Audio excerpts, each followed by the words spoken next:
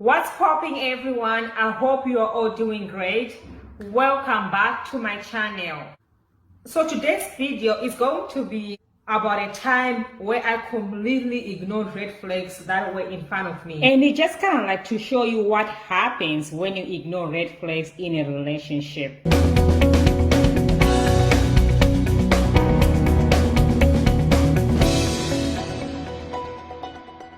If you are tuning in for the first time, welcome.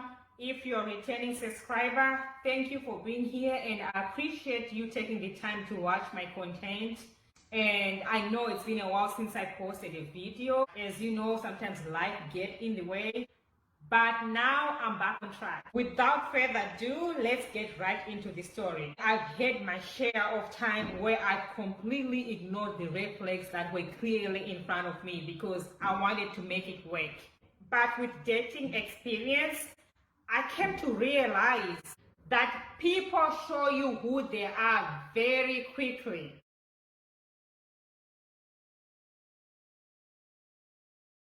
So let's rewind back in 2008 when I was working at this fast food joint. I remember one day I came for my shift as usual. Then one of my co-workers put me aside and said, "Can I talk to you for a second?" And I was like, "Okay, sure." And I'm thinking to myself, what now? What's going on, you know? Then he whispered to me and said, "James likes you." At that point, I was like, "What? Are we back in high school? What is this? You know, are you joking? Is this a joke? Like, are you serious?" And he insisted that it was true. Like, James had passed that message to tell me that he likes me. So I said, "Why isn't James not telling me this himself?" And then he was like, "Oh, he's too shy. You know, he's afraid to tell you."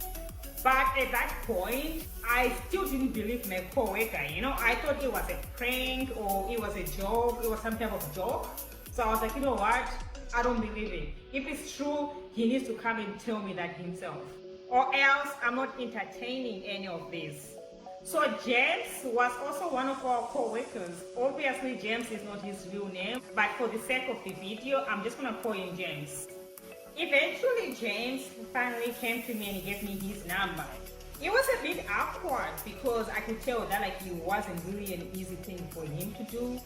I mean, I thought James was cute, but I never really saw us together. I never really date people that I work with. I never really saw James and I together. But I was open to get to know him better. So at that point on, we exchanged numbers. So James and I started communicating a lot, which led him to ask me out on a date. On our first date, he took me out to dinner and we had a great time. We connected, we laughed, we talked like old friends, and we just felt comfortable with one another. And he openly admitted to me that he had always had a crush on me for a long time, but he couldn't find the courage to tell me. So he was happy that we were actually spending time together outside work.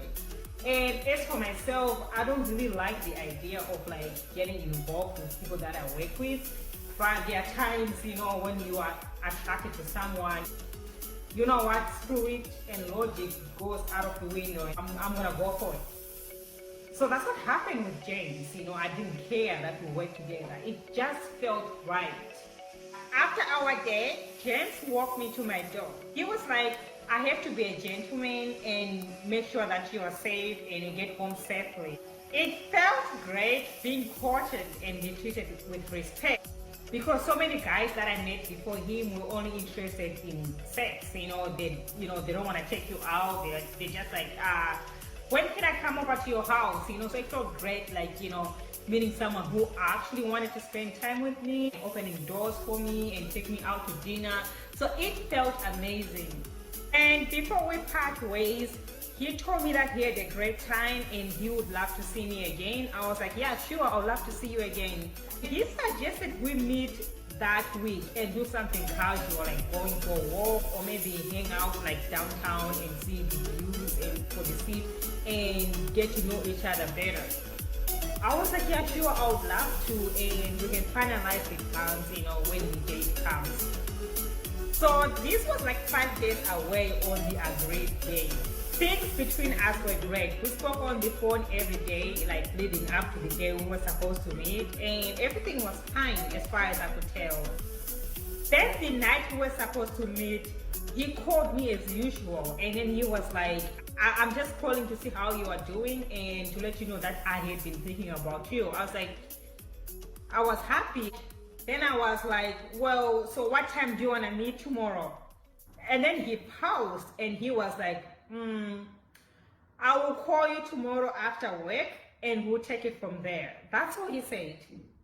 And I was like, okay, sure.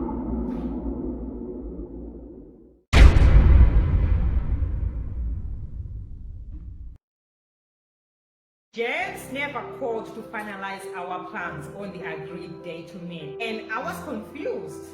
I was like, aren't we supposed to meet? And I didn't hear from him at all the whole day. Even the next day, he never called me either. So I was like, wait, what happened? I thought we had a great time on our first date. Like, why did he fell off the face of earth? But then at that point, we had only been out once, so it's not like we were like in a relationship. So I was just like, you know what, I'll just leave it alone and just see what happens, basically. So James finally called me on the 3rd day after ghosting on me, and pretty much he spoke to me as if nothing happened. And I casually brought it up, and I was like, I thought we were supposed to meet a couple of days ago, and what happened? I never heard from you. And then he just casually said, well, I was in my parents' house, I had to go see my dad. So at that point, I was like, you know what, maybe it's just a matter of miscommunication. We didn't finalize the plans, so I just let it slide. But looking back, this was definitely a red flag, because when a guy really likes a girl, you would want to spend time with her. And if something comes up like emergency, like things do come up sometimes, you would at least communicated with me and let me know that he wasn't going to make it. But you know what? I ignored that red flag. So things started to get good between James and I, even better. He invited me to his family gathering, and I met his sister and his close family. It was a bliss. His sister actually really liked me. She was planning to get married in 5 months, so she invited me. She gave me an invitation, and she really liked me, and I bonded with his family. And at that point on, it looked like we were finally going to be a couple. I was like, yay, I finally had a man. I had a man now. I was happy. I was hyped.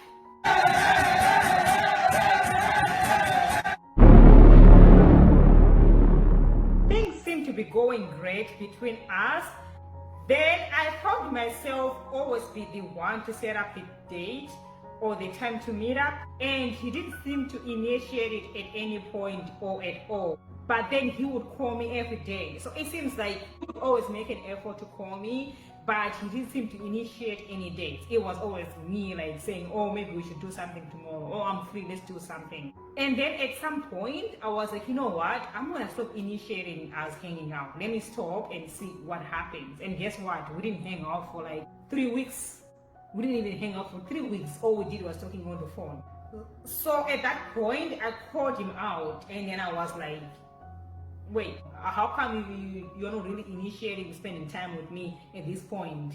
You know, like if I don't initiate us hanging out, we don't hang out at all. What's going on? And he was like, oh yeah, you know, I still want to spend time with you, of course, you know. And I didn't realize that was the case. And this was definitely another red flag, that he wasn't invested enough to make time commitment. But I wanted to make it work. So at that point, I'm still thinking we have a chance. So I still hang on. James and I actually didn't live too far from each other. We lived like 5 minutes away from each other. So it wasn't far at all. I remember like one day we spoke on the phone like earlier that day, and we both agreed to meet up in the evening to go for a walk, since we lived very close to each other. We agreed on the time and everything. It was very cold, so I put on my coat on and my boots and everything and all ready to go. And then I called his phone, just to let him know that like I'm ready, we can meet now.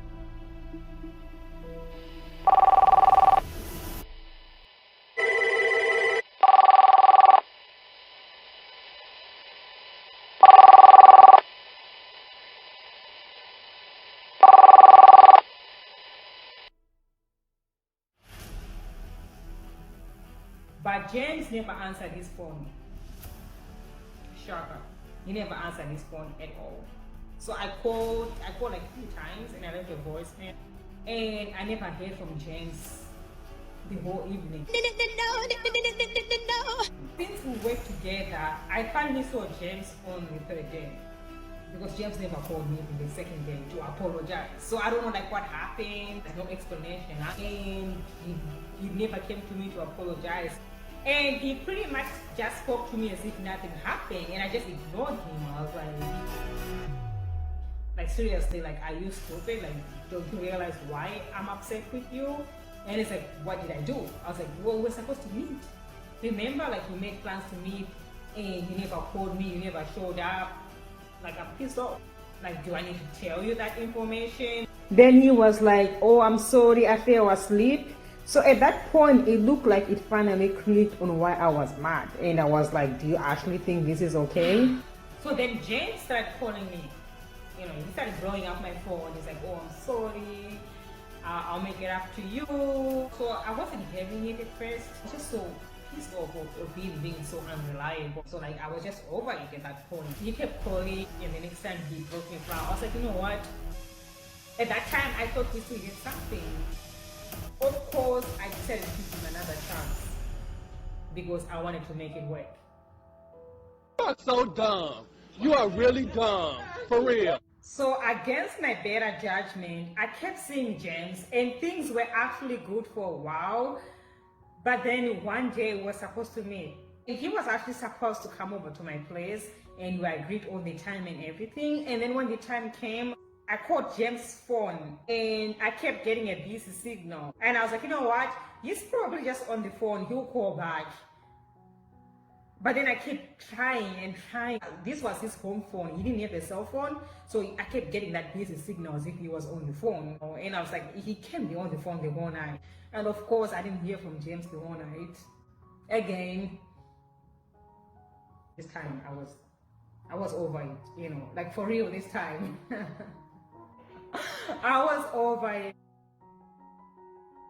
So I saw James at work the following day and I didn't even bother to confront him at that point. I was more mad at myself because I kept giving chance after chance. I did set up myself for more disappointment and heartache. Yeah, so of course he came to me and he's like, I can't explain. I was like, oh, there's nothing to explain. You stood me up again for the active time. I couldn't call you because my phone got disconnected. And I'm like, why did your phone go disconnected? And then he was like, I didn't pay my bill. He stopped paying his bill and they eventually disconnected his phone. And I'm just like, oh dear. I just didn't want to associate myself with that anymore. Like, first of all, obviously he wasn't reliable. There were times when he would fail to follow through with plans, and then he's not responsible enough to even pay his bills. Like, no, that's just another whole level. So at that point, I was just like, look, this is clearly not working out. Like, you don't have your stuff together to be in a relationship. So we kind of just decided to just like part ways. But it doesn't end here. We were still cordial at work. There were no hard feelings at all. So I never felt any animosity towards him. I kind of just like moved on after that. But then we were still cool with each other. But then one day he told me that he wanted me to come to his sister's wedding. Because like when him and I were together, like when he invited me to his sister's house, like earlier in the video, I did talk about that. His sister actually invited me to your wedding. She actually told me that like she wants me to come to your wedding. So, and then he was like, you know what? I want you to come to my sister's wedding. And I know my sister really liked you. I was like, yeah, sure, so I did agree to go to his sister's wedding, and James and I were still cool, there were no hard feelings. So, and I really liked his sister too, she was very nice. So I was willing to go to his sister's wedding. I was like, sure, why not? So he asked me like a month in advance. He's like, okay, I'm telling you a month in advance. I was like, okay, sure, I liked your sister, why not? It wasn't anything more, right? I was just going to go to a friend's wedding, so I didn't see any problem with it. So this was like more than a month in advance. And then he was like, oh, we'll talk about it more when the date comes close. I was like, okay, sure. But then the day finally got close. He was on vacation around that time from work. And I ran into him at a bus stop. And he was like, yeah, so I'll come and pick you up tomorrow. So this was the night before the wedding. Like he was going to pick up his mom first, and then you come and pick me up, and then go to his sister's wedding. I was like, okay. So I was all up for it. But then guess what? At this point, we can't even be surprised. James never called me. He never called me. Nothing. He completely like blew me off just like the other times. So, and I wasn't even mad at that point because I already knew what he was capable of. And to me, I was just going to a friend's wedding, so it wasn't anything more. So I wasn't really upset or invested into it. And of course, I saw James at work the following day. I didn't even confront him. I was like, you know what, whatever. It was laughable at that point. He said nothing, and then he came to me. He's like, oh, I know I didn't call you. I'll make it up to you. I'm like, Sevi, it's okay. The reason why I agreed is because his sister wanted me to be there. She did invite me when we were together. Like this was like months prior. She did invite me, right? To me, I was going to a friend's wedding, whatever. And then eventually, life went on, and then I switched jobs. I got a better job, after a while, and then I left the place that James and I were working together. But it doesn't end there. Keep watching. So I got another job, and James and I no longer saw each other. But it doesn't end there, because after a year later, I ran into James, and he seemed so happy to see me, and then we hugged each other, of course. I'm a nice person, I'm gonna be cordial if I still see you, right? So James and I had a small talk, you know what I mean? I'm gonna be an adult, I'm gonna be cordial. And then he was like, oh, I've been trying to get hold of you. And I'm thinking to myself, for what? I had moved on, why is he trying to get hold of me when he blew me off so many times? Then he was like, oh, I miss you. I've been thinking about you a lot. Here's a number for my parents' house. So he gave me the number for his parents' house. At that point, he still didn't have the phone. Here's my parents' number. Call me. And I'm just like, are you serious? So I took the number, and then after we parted ways, I threw it out. I just threw it in the trash. So I had no interest in getting involved with him again. So I threw out the number, right? I was like, you know what? I'm not interested. But then after a week, James showed up to my house. He showed up to my apartment. He came downstairs, and then he buzzed me because he knew my buzzer number, right? Because I didn't have the camera, so I couldn't see who it was. Downstairs, I answered the phone. I'm like, who's this? He's like, it's James. And I'm like, James? And I just hung up the phone. I just hung up the phone. And I feel like at that point, he got the hint that I moved on and I'm just not interested anymore. And I never heard from him again. I was just like, no. I wasted so much time. I should have left his ass sooner than I did looking back. So when he was trying to crawl back in my life, I was just like no, thank you. So basically, that's what happens when you ignore red flags in a relationship. You set yourself up for further disappointment. And this is exactly what happened in this situation. James showed me who he was very early, in the early stages of getting to know each other. We were supposed to meet, and there was no phone call, nothing. So he showed me who he was, and I chose to ignore those warning signs that I set myself up for further disappointment and heartache. That's exactly what happens. It doesn't get better. And pretty much dating is about finding people who are compatible with you. So it's very crucial to recognize the signs when someone isn't the right one for you, so that way you can stop wasting your time and focus on yourself. So first and foremost, you have to love yourself. Once I worked on my self-worth, That's when I was able to attract the right person, because I was at a stage when I was not afraid being single and I was not getting involved with anyone unless they prove that they are worth it. I hope you guys enjoyed this story time, and that's it for today's video. Thank you so much guys for watching, and please don't forget to like, share, comment, subscribe, and I'll see you in my next video. Bye.